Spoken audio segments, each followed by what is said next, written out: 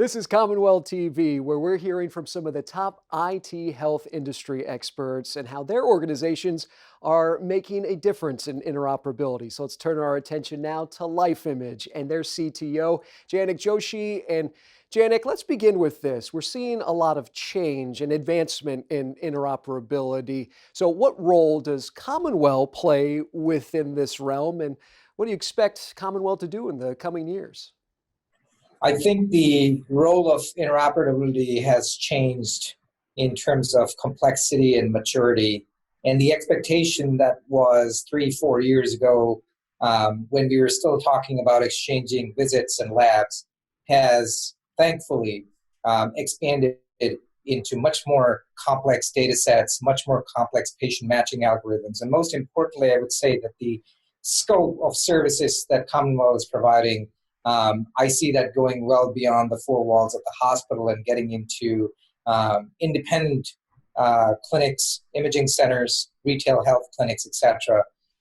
We noticed that there have been conversations between CVS, Caremark, and CommonWell in the past. That's just one tiny example of the state of things to come in terms of the role CommonWell is playing. That's one piece. The other piece is, I would say, the ability to have a single national body of common knowledge associated with patient matching was a great panacea vision that Jitin and the initial founding members had. But now that the industry has evolved and matured, and now that we have better tools to kind of connect some of those dots at the back end, we also recognize that some of the other networks, such as Care Quality, play a significant role in how the patient experience kind of goes well beyond the CommonWell network. So I would say that the vision is very similar and aligned with what we had laid out at LifeImage almost 10 years ago, is that eventually, as health networks mature, they form clusters of networks. And those networks will talk to other networks. So it's the network of network effects at the end of the day that is really bringing a lot of the experience for the patients as they move along the system. And I see CommonWell as being pivotal to how these transactions are maintained, managed, governed on behalf of the patient. I would almost go on to say, his last comment on that first question was, CommonWell is a network that represents the patient first and the provider second. And it's almost become a de facto advocate network for the patient, irrespective of where the patient shows up. Yeah, and with that, benefits that are now going to be forthcoming when it comes to some of the government regulations, where do you see that really being an assist for everyone involved? Regulations such as the new guidance and amendments to Health and Human Services, TEFCA laws, 21st Century Cures Act, the Privacy Act, the Mission Act with the VA, etc. A lot of them talked very specifically about the ability to move information from point A to point B.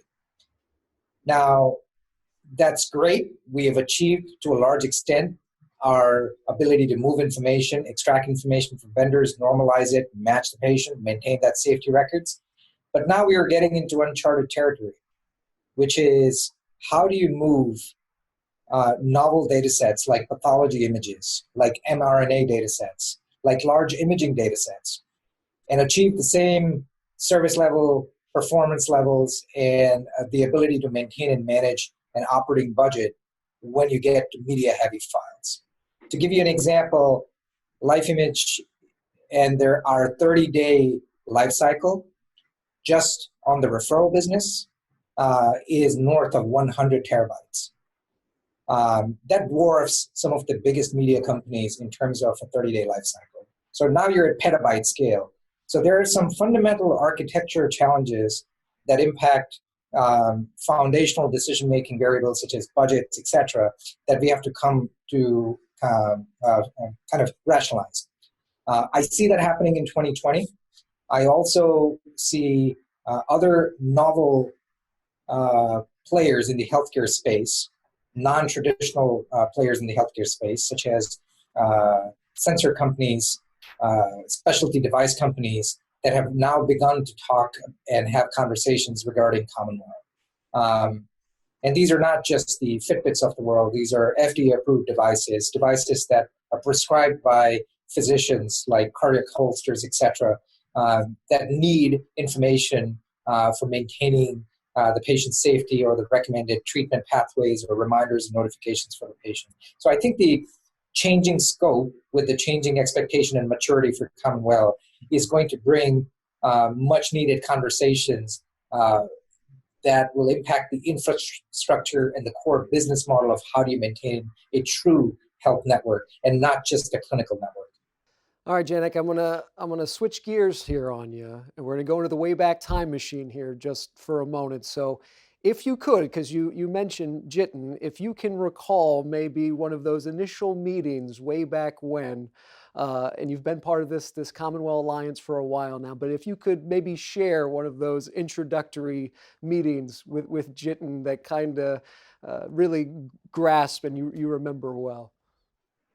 I will. So we talked about the concept of CommonWell before CommonWell was formed, because I used to work at a small company called Siemens Healthcare that was purchased by Cerner Corporation.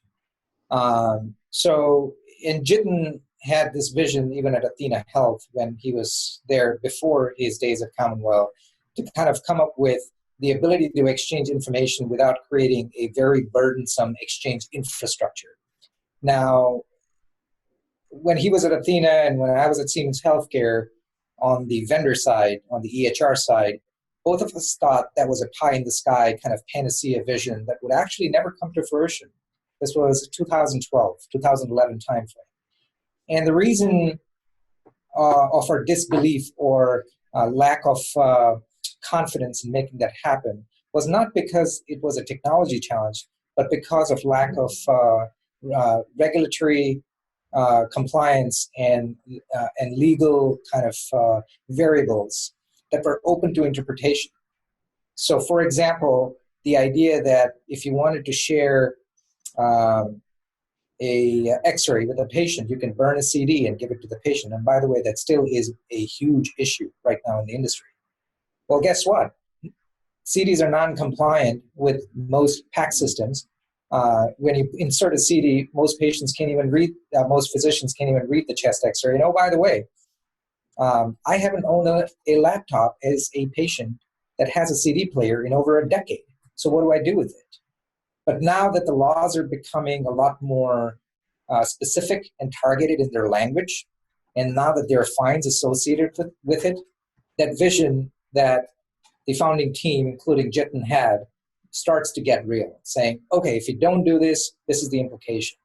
But I think the one commentary that I remember having a conversation with Jiten is like, hey, wouldn't it be nice if my physician just knew what my labs were instead of just ordering it again and again? And I'm like, yeah, that would be nice. It's been a problem for decades, but now that problem goes away. In fact, it has gone away. Since we last met, I started rounding in trauma surgery at Beth Israel Deaconess Medical Center. I can go on record and say that officially. And when I round in trauma surgery, Beth Israel gets its records directly from CommonWell. So now, I don't know if CommonWell knows about it, but I personally am seeing this in patient care, that we have patients that are coming from other hospital systems that may be Cerner shops or Greenway Medical shops or Athena Health shops that are exchanging information in the state of Massachusetts, even for trauma patients, in real time. So that's already happening. And I've been seeing that for the last 6 months. So I would say, I owe a communication back to Jiten, and I'd like to say that I think we've gone well above and beyond preventing duplicate labs. We're actually saving lives. And I don't think that was ever on the agenda, but somehow this is where we landed.